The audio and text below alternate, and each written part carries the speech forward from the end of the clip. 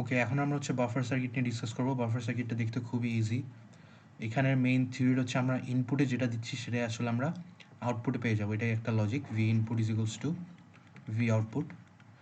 তো আপনাদের মাথায় প্রশ্ন থাকতে পারে, আমাদের যদি ইনপুটে যা পাচ্ছি তাই ইনপুটে যা দিচ্ছি তাই আউটপুটে পাচ্ছি, তাহলে আমাদের বাফার সার্কিটটা কেন লাগে? বাফার সার্কিটে অ্যাকচুয়ালি অনেক কিছু প্র্যাকটিক্যাল অ্যাপ্লিকেশনস আছে। যেমন একটা সার্কিটে আইসোলেশন করতে চাইলে আমরা বাফার সার্কিট ইউজ করি। আবার আপনারা ল্যাবে যে আইসিটা ইউজ করবেন 741, এই আইসিটা যে কি ঠিক আছে কিনা সেটা টেস্ট করার জন্য আমরা বাফার টেস্ট করতে পারি। কীভাবে টেস্ট করি? আমরা এই সার্কিটে ইনপুটে একটা ভোল্টেজ দেবো, ধরে নিলাম 5 ভোল্ট। দেন আমরা আউটপুট চেক করবো আমার 5 ভোল্ট আসতেছে কিনা। যদি দেখেন যে আমার ইনপুটের সাথে আউটপুট ম্যাচ করতেছে, যদি, তাহলে বুঝে নেবো আমার ওপেনটা ঠিক আছে। আর যদি ওপেনপে কোনো প্রবলেম থাকে তখন দেখবেন এই বাফার টেস্টটা কাজ করতেছে না। তো এটা হচ্ছে বাফার সার্কিটের মেইন বেসিক।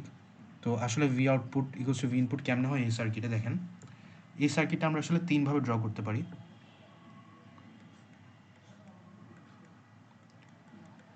এখানে আমি হচ্ছে আমার ভি ইনপুট কানেক্ট করব, আর 2 নাম্বার পিন যেটা আছে সেটা আমি জাস্ট একটা ওয়্যার দিয়ে শর্ট করে দিব ভি আউটপুট।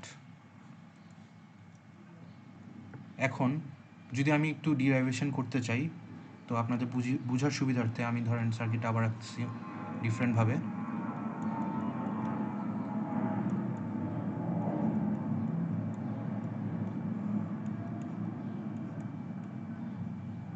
ধরে নিলাম আমি এখানে একটা রেজিস্ট্যান্স কানেক্ট করতেছি R1, আর এটাই আমি শর্টই করে রাখতেছি আউটপুট।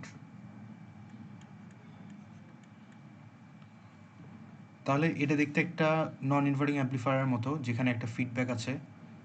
এখানে যদিও রেজিস্ট্যান্স নেই, আমরা জানি যদি রেজিস্ট্যান্স না থাকে এখানে রেজিস্ট্যান্সের ভ্যালু আসলে কত। যেহেতু শর্ট করা আছে তার মানে আরএফের ভ্যালু 0, কারণ আমার হচ্ছে শর্ট। আর এখানে হচ্ছে ইনপুটটা কানেক্টেড আছে, তো এটা একটা নন ইনভার্টিং অ্যাম্প্লিফায়ারের মতো দেখতে এখন। তাহলে এটার আউটপুট ইকুয়েশন কী হবে? 1 plus RF by R1 into V input. তাহলে 1 প্লাস RF যেহেতু শর্ট, R1 যাই থাকুক এটা ম্যাটার করতেছে না, ইন্টু ভি ইনপুট, কাজ 0 হয়ে যায় আলটিমেটলি। তার মানে 0 প্লাস 1 কত? 1 V input. So 1 into V input হচ্ছে ভি ইনপুট, দেয়ারফর আমি আসলে V output equals to V ইনপুটই পাচ্ছি। তো সার্কিটটা দেখতেও খুব ইজি, জাস্ট 2 এর সাথে 6 শর্ট করবো, 2 নম্বর পিন আর 6 নম্বর পিন আমরা শর্ট করবো। আর ইনপুটে যা দিচ্ছি মানে নন ইনভার্টিং ইনপুটে আমরা যেটা দিচ্ছি সেটা হচ্ছে আমরা আউটপুটে পাচ্ছি। তাই হচ্ছে এটা ইকুয়েশন হচ্ছে V output is equals to V input. এভাবে হচ্ছে আমাদের বাফার সার্কিট কাজ করে।